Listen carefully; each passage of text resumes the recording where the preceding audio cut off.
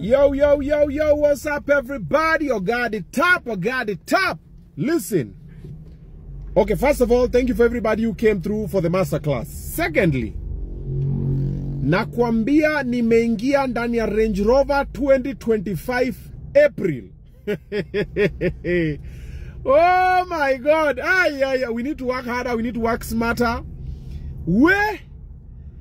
Nakwambia umeingia ndani ya gari ukachanganyikiwa. So today has been my first time in a Range Rover Sport 2025. Na ni model ya April. So personally spendangi kuingia kwa magari za watu unless any boys wangu kanambia ni aje ingia, ni spendangi because mambo ni mingi. Wacha nikae kwa zangu.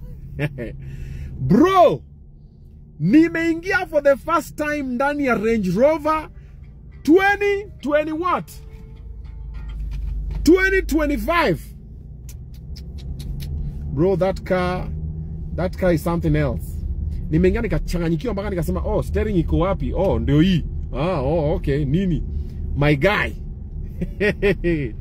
I'm gonna be posting the video in a short while. Yo! Hey, Manibioro pia ameamua. Unajua Manibioro alibai G-Wagon juzi. Then sasa imeingia jana hiyo Range Rover